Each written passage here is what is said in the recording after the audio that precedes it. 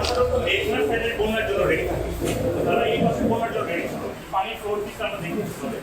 এই কারণে এখানকার যে খালগুলো আছে অনেকদিন ধরে ভরাট থাকার কারণে খালগুলোর ক্যাপাসিটি তেমন বেশি, যার কারণে পানিটা ওরা মানে ধরে রাখতে পারে, ফ্লোটা বাইরে বের হয়ে গেছে। এই কারণে আশেপাশে এলাকা পানি বেশি। তো এটা করার পর আমরা যখন স্টুডেন্টদের সাথে বসলাম অফিসে, তখন অনেকগুলো কমপ্লেন আসছে ত্রাণ বিতরণের কার্যক্রম এবং জনগণের কার্যক্রম, এগুলোর মধ্যে বেশ কিছু ইরেগুলারিটিস হচ্ছে। যেহেতু আগের সিস্টেম ছিল যে জনপ্রতিনিধি থাকতো, জনপ্রতিনিধির মাধ্যমে এগুলো দেওয়া হতো, উপজেলা চেয়ারম্যান, তারপর ইউনিয়ন পরিষদে। তো ওনাদের ওই লোকগুলো তখন পলাতো, তো ওনারা ডিফিকাল্টি ফেস করছিল। পরে আমরা সদর অফিসের লোকজনকে নিয়ে আমরা একটা সমন্বিত করে একটা অর্গানাইজেশন করি, যাতে আমরা এই কাজ সমন্বিত করতে। ওটাই আমি একটু বলবো।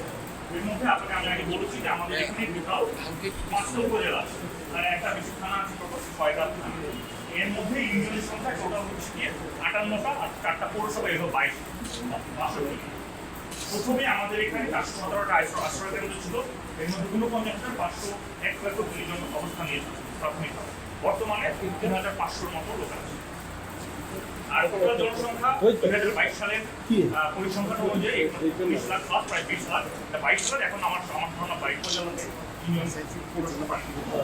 তো আমরা প্রথমে এই জন্য একটা জেলার জন্য একটা সমন্বয় সেল করেছি, সকল ধরনের প্রতিনিধি, গভর্নমেন্ট অফিসিয়াল এবং ছাত্রদেরকে নিয়ে, যাতে করে ফেনীতে যে সমস্যাটা হয়েছিল, যেমন যোগাযোগ সমস্যা বিঘ্নিত হয়েছিল, তারপর হচ্ছে আমাদের ট্রান্সপোর্টেশন পাওয়া যাচ্ছিল না, পানি নামছিল না, ওয়াটার ডেভেলপমেন্ট বোর্ডের, এদের সবাইকে নিয়ে আমরা এটা করেছি যাতে আমাদের লক্ষ্মীপুরের মানুষ কষ্ট কম করতে পারে। এর মধ্যে আমাদের ছয়জনটা কাজ করছে, তারা এই কমিটিতে জেলার কোঅর্ডিনেটর। আবার ওদের মধ্যে যে স্টুডেন্টরা কাজ করেছে তাদেরকে নিয়ে একটা জেলা সমন্বয় গঠন করেছে এবং সবসময় যেখানে দেখেছেন যে কোঅর্ডিনেটর সাপ্লাই, এরকম সাপ্লাইয়ের একজন কোঅর্ডিনেটর, বিতরণের জন্য একজন কোঅর্ডিনেটর, স্টোরের জন্য একজন, এরকম প্রত্যেকটা ইয়ের জন্য আলাদা আলাদা করে কোঅর্ডিনেট করে ওরা নিজেরাই সমন্বয় করা, তার সাথে একটা করে প্রতিনিধি তৈরি করছে। এই প্রতিনিধিরা হচ্ছে জেলা পর্যায়ে, এটা হচ্ছে উপজেলা পর্যায়ে। উপজেলা পর্যায়ে সেনাবাহিনী, ইউএনও, ছাত্র সমন্বয় এবং অন্যান্য যে কর্মকর্তারা আছে, সাথে এনজিওর লোকজন নিয়ে উপজেলা পর্যায়ে কমিটি গঠন করছে। এটা কি করতো ওরা, এই ওয়ার্ডগুলোতে প্রত্যেকটা ওয়ার্ড, এখানে টোটাল 550-এর মতো ওয়ার্ড আছে এবং তারা আরো 10-12 জন নিয়ে কাজ করেছে। ওয়ার্ডে ওরা ঘুরে ঘুরে বাড়ি বাড়ি এবং আশ্রয় কেন্দ্র ছিল সেখানে যে ওরা নিয়েছে আগামীকালকে কি ধরনের খাবার দরকার আর কতটুকু পরিমাণে খাবার খাওয়ানো দরকার, সেটা করে ওরা ইউনিয়ন প্রতিনিধির কাছে পাঠিয়ে করবো, ইউনিয়ন প্রতিনিধি আবার উপজেলা প্রতিনিধির কাছে পাঠিয়ে উপজেলা আবার জেলা প্রতিনিধির কাছে পাঠিয়ে। এটা হচ্ছে চাহিদা করেছে ডিমান্ড। এর পরের দিন আবার আমরা রাতের বেলায় আসার পর একটা করার আশ্রয় কেন্দ্রের স্থান নিয়ে নেই, ঘরে ঘরে ছিল পানি পর্যন্ত অবস্থা করে পৌঁছে যাবে।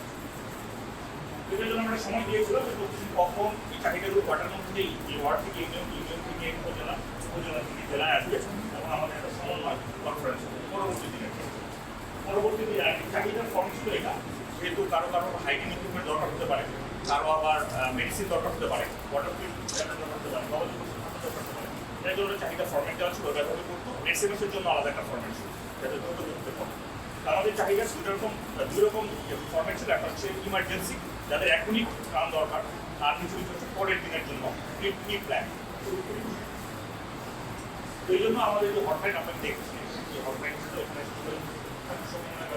হটলাইন দেওয়া ছিল, যাদের যে রিকোয়ারমেন্টটা তারা সরাসরি যোগাযোগ করে এখানে নিতে পারে। আমরা সেইভাবে ওই ওয়ার্ডের প্রতিনিধির মাধ্যমে সেনাবাহিনীর মাধ্যমে সবাই মিলে আমরা তো এর সাথে এখন বর্তমানে পুনর্বাসন কার্যক্রম চলছে। পুনর্বাসন কার্যক্রমের মধ্যেও এই স্টুডেন্টরা, যেমন আমাদের এখানে গতকালকে একজন স্টুডেন্ট, তারপরে আছে এই কিছু কৃষক যাদের ফসলের জমি নষ্ট হয়ে গেছে, ধানের চারা দরকার, আমরা ধানের চারা এখন এই পুনর্বাসন চলছে। এই যে সংগঠনটা ওরা তৈরি করেছে, এই সংগঠনটা একটা যে কোনো ধরনের দুর্যোগ, মানব সৃষ্ট হোক অথবা প্রাকৃতিক দুর্যোগ হোক, এটা উপকূলীয় একটা জেলা, এই সময় এই সংগঠনটা সংগঠনের কাজ করতে পারে। এরা এখানে নিয়মিতভাবে বসে বসে ডিডি করেছে, ফর্ম রিসিভ করেছে, ওরা আবার ওদের মধ্যে রোটেশন করেছে, যেহেতু 24 ঘন্টা একজন ছাত্র থাকা সম্ভব না, সেটা করে ওরা বিভিন্ন জেলায় বিভিন্ন সময় ওরা সহযোগিতা করতে। আর রেস্কিউ অপারেশনের ক্ষেত্রে ওরাই দেখা গেছে যারা ফেনীতে কাজ করেছে তারা ফেনীর কাজে করছে, সেখানে চলে আসছে এবং এখানকার যারা জেলার লোকজন আছে তারা এই রেস্কিউ কাজের কোনো অভ্যাস করতে।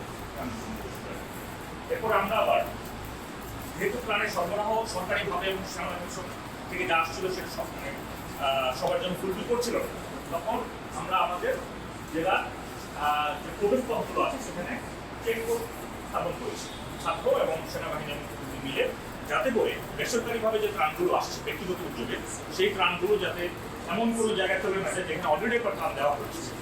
আমরা এইভাবে করেছি, যাতে তাদের নির্দেশ করেছি যে আমাদের এই এলাকায় ত্রাণ প্রয়োজন, আপনি এই এলাকায় দিতে পারেন, তারপরে যদি তাদের পরিচিত কেউ থাকে সেখানে তারা যেতে পারে। এটা এইভাবে তাদেরকে বলা হয়েছে, এইভাবে করে দেখা যায় আমাদের ত্রাণের ইনফ্লোটা অনেক বেড়ে